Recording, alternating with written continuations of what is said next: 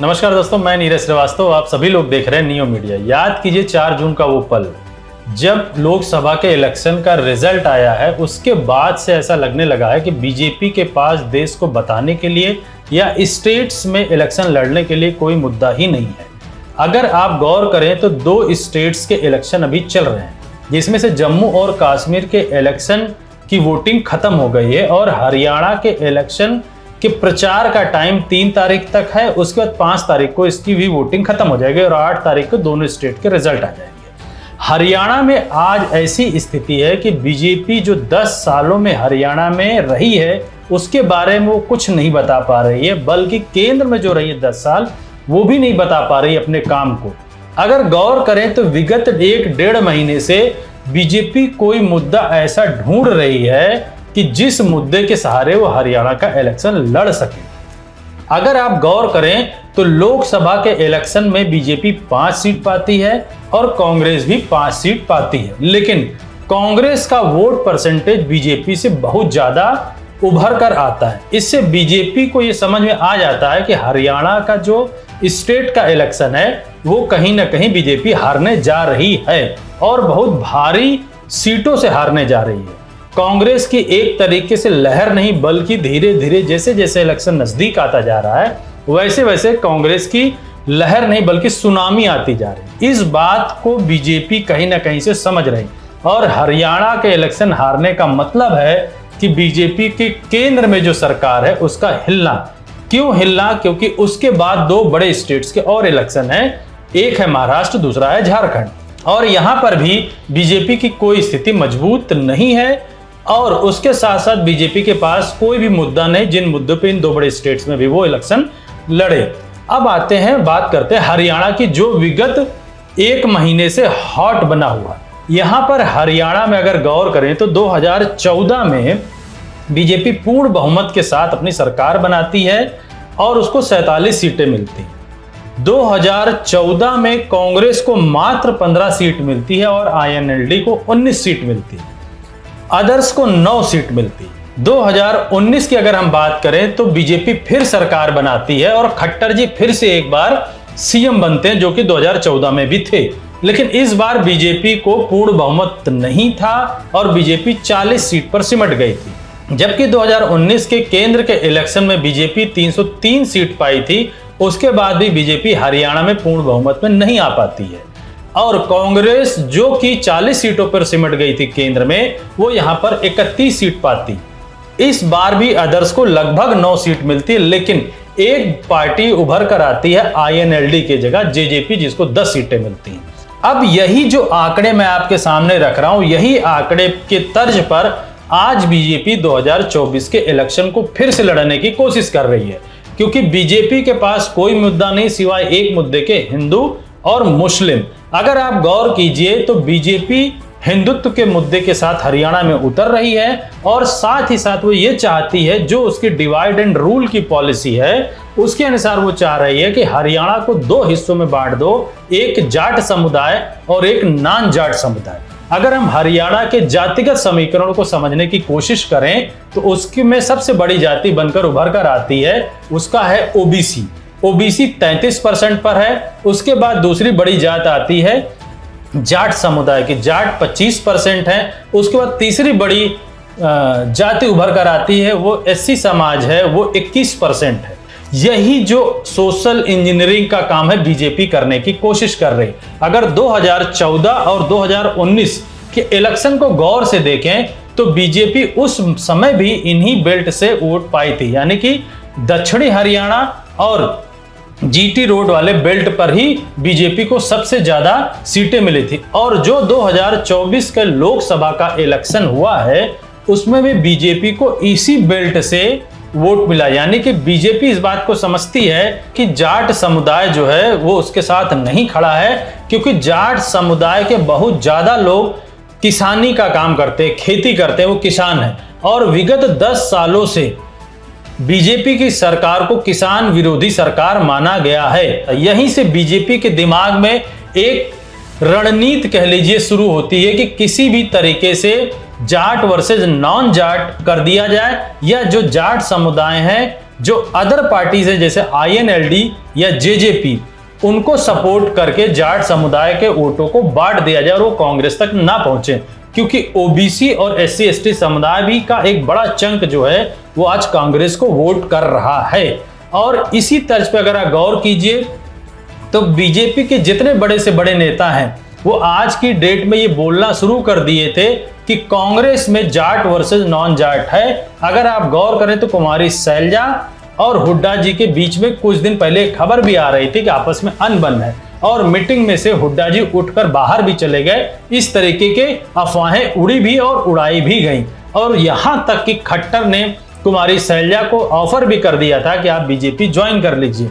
ऐसा लगने भी लगा था बीच में कि हो सकता है कि कुमारी शैलजा ज्वाइन भी कर लें। अगर आप गौर करें मध्य प्रदेश के इलेक्शन को, तो उस समय कांग्रेस वहां जीत रही थी और वहां के CM कैंडिडेट कमलनाथ ने उस समय इंडिया गठबंधन नहीं बनाया था और कांग्रेस मध्य प्रदेश का इलेक्शन हार गई थी।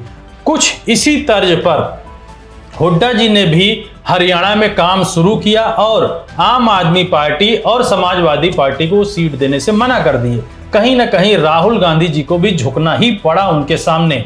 लेकिन विगत 8-10 दिनों से जिस तरीके का माहौल बीजेपी बनाने की कोशिश कर रही थी, उस माहौल को राहुल गांधी जी ने भांप लिया कि कहीं ना कहीं कांग्रेस जो जीत रही है उसके जीत का मार्जिन कम होता उनको दिख रहा था। यानी कि कांग्रेस पूर्ण बहुमत में तो आ रही है, लेकिन वो 50 और 55 के बीच में अटक रही है।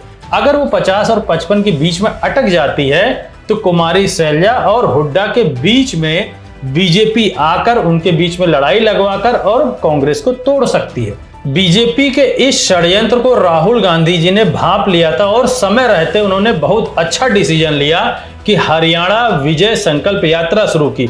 याद कीजिए राहुल गांधी जी 2 यात्राएं इसके पहले और भी कर चुके हैं, एक भारत जोड़ो यात्रा, एक भारत जोड़ो न्याय यात्रा। इन दोनों यात्राओं ने ही राहुल गांधी की छवि बदल दी और कांग्रेस को वो रिफॉर्म करने में सक्षम भी हुए। और आज की जो कांग्रेस है वो देखा जाए तो सोनिया गांधी जी वाली कांग्रेस नहीं है, यानी कि एक एग्रेसिव नेता की कांग्रेस है। राहुल गांधी जी आज कोई बड़े से बड़ा डिसीजन लेने में नहीं डरते।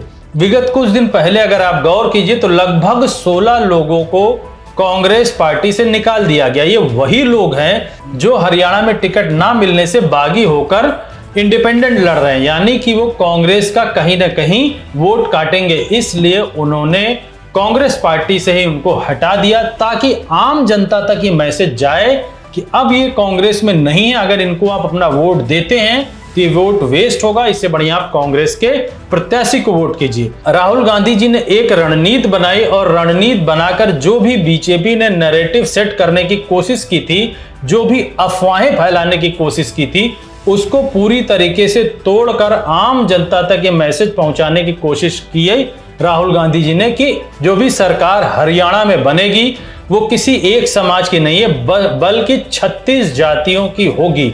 यानी कि हरियाणा में जो भी CM बनेगा कांग्रेस की तरफ से वो इस तरीके से नहीं चला सकता कि वो किसी एक समाज का है, बल्कि उसको इस तरीके से सरकार चलानी पड़ेगी कि जो भी राहुल गांधी यानी कि मेन जो कांग्रेस है जिस तरीके से जिस धारा में बह रही उसी धारा में रह के आपको काम करना पड़ेगा। आम जनता के किसी भी जात किसी भी समुदाय के खिलाफ नहीं आपको काम करना होगा, बल्कि सारे जाति सारे समुदाय को लेकर काम करना पड़ेगा। इसी वजह से राहुल गांधी ने अपनी यात्रा के दौरान अगर गौर कीजिए एक जगह उन्होंने हुड्डा और कुमारी शैलजा के दोनों हाथों को भी मिलाया और आम जनता है जो SC समाज की है उसको यही चाहिए था कि किसी भी तरीके से ये कहीं से आए उभर के कि इन दोनों लोगों के ऊपर भी कोई है जो आम जनता की बात सुनेगा अगर CM काम नहीं करता है। तो यहीं से पूरे के पूरे नैरेटिव चेंज हो जाता है। हरियाणा में जो राहुल गांधी जी ने विजय संकल्प यात्रा शुरू की है उस विजय यात्रा के बाद पूरा का पूरा नैरेटिव ही बदल जाता है और आज बीजेपी वहीं फिर आ जाती है जहां पर आज से 1 महीना पहले थी। ऐसा मानो लगने लगा था कि बीजेपी विगत 1 महीना में कुछ नैरेटिव सेट कर लिए और वो फाइट में है, जबकि 1 महीना पहले अगर आप गौर कीजिए जितने भी इलेक्शन के सर्वे आए थे उसमें एक तरफा इलेक्शन का सर्वे दिखाया जा रहा था कि कांग्रेस 65 से 70 के बीच में है, हमने भी अपने चैनल पे 65 से 70 दिखाया था, लेकिन इन 2 दिन की यात्रा के बाद ऐसा लगने लगा है कि कांग्रेस की लहर नहीं, ये सुनामी है। आने वाले समय में कांग्रेस 70+ सीटें जीतने जा रही है इस यात्रा के बाद। अगर आप गौर कीजिए तो इस यात्रा में सिर्फ राहुल गांधी ही नहीं, बल्कि प्रियंका गांधी, राहुल जी, मल्लिकार्जुन खड़गे जी और जितने सारे नेता हैं जो आपस में टकरा रहे थे कांग्रेस के, वो सारे के सारे नेता एक साथ आपको एक मंच पे दिखे होंगे, जो कि बीजेपी ये नैरेटिव सेट कर रही थी कि आने वाले समय में ये हुड्डा की सरकार होगी, ना कि शैलजा की सरकार है, यानी कि जाट की सरकार होगी, ना कि अदर देन जाट की सरकार है। उस नैरेटिव को भी राहुल गांधी ने अपनी इस यात्रा के दौरान पूरी तरीके से ध्वस्त कर दिया और अब ऐसा लगता है कि बीजेपी के पास फिर से कोई नैरेटिव नहीं। और अगर आज के हम सर्वे को देखें और समझने की कोशिश करें तो कांग्रेस को लगभग 75 सीटें मिलने की उम्मीद है, बीजेपी को 9 सीट और अदर पार्टी हो जाते हैं तो 6 सीट। यानी कि जो राहुल गांधी जी ने संकल्प यात्रा शुरू की है उससे 2 बड़ी चीजें उभर कर आती हैं। पहली एक चीज कि जो कांग्रेस में फूट थी वो फूट हट गई है और आपस में सारे लोग एकजुट होकर हरियाणा में बीजेपी के खिलाफ लड़ रहे हैं। और दूसरी बड़ी चीज जो उभर कर आती है, बीजेपी ये चाह रहे थे कि त्रिशंकु सरकार बने, लेकिन राहुल गांधी जी जो चाह रहे थे उन्होंने वो कर लिया कि कांग्रेस वर्सेस बीजेपी ज्यादातर सीटों पर हो जाए, जिससे कांग्रेस को लाभ मिले। और यही होता है क्योंकि जो ये यात्रा शुरू की गई है ये उन्हीं एरिया पे है जहां बीजेपी ने 40 सीटें 2019 में जीती थी। और इसीलिए कांग्रेस चाह रही है, राहुल गांधी जी ये चाह रहे हैं कि इन 40 सीटों में से लगभग 30 सीट कांग्रेस के खाते में आ जाए। और कहीं ना कहीं इस यात्रा में वो दिखता हुआ नजर आता है। आने वाले 2-3 दिनों तक हरियाणा की राजनीति किस करवट बदलती है, हमारे चैनल की पूरी निगाहें इसमें लगी होंगी। मैं अपने सारे दर्शकों से बोलता हूं चैनल को ज्यादा से ज्यादा सब्सक्राइब करें, शेयर करें। धन्यवाद।